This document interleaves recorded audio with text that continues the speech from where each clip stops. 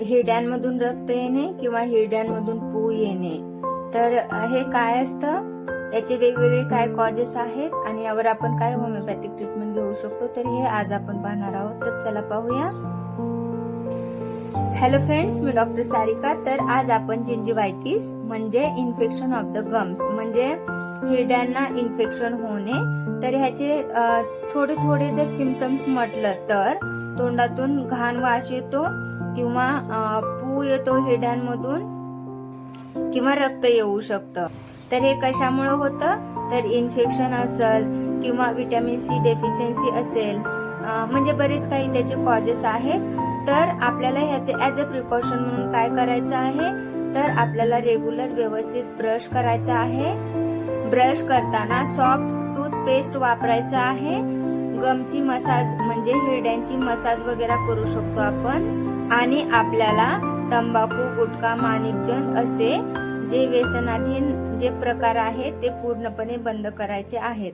आता last part म्हटलं तर आपण होमिओपॅथिक ट्रीटमेंट यामध्ये काय घेऊ शकतो, तर होमिओपॅथीमध्ये वेगवेगळ्या आजारांवरती वेगवेगळे औषधं किंवा वेगवेगळे मेडिसिन्स आहेत.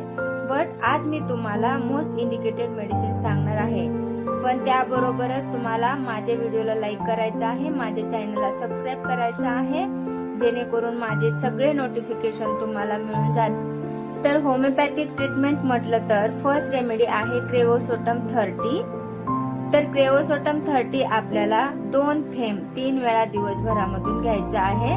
जर क्रेओसोटम आपण घेतलं तर यामुळे तोंडातील घाण वास येणे किंवा हिरड्यांमधून पस येणे आणि सगळं इन्फेक्शन कमी होऊन जातं. आणि ब्लिडिंग गम्स ज्या असतील म्हणजे हिरड्यांमधून जर रक्त येत असेल तर त्यासाठी आपण हॅमामेलिस 30 हे मेडिसिन घेऊ शकतो. तर हे मेडिसिन सुद्धा आपल्याला 2 थेंब 3 वेळा घ्यायचं आहे. तर यामुळे पूर्णपणे जे ब्लिडिंग गम्स आहेत त्या एकदम व्यवस्थित होऊन जातील. तर असेच तुम्हाला वेगवेगळे होमिओपॅथिक ट्रीटमेंट पाहण्यासाठी नक्कीच माझ्या चॅनलला सबस्क्राईब करा, माझ्या व्हिडिओला लाईक करा. सबस्क्राईब केल्यामुळे तुम्हाला माझे सगळे नोटिफिकेशन मिळून जातील आणि बेल आयकॉन दाबायला विसरू नका. Thank you so much.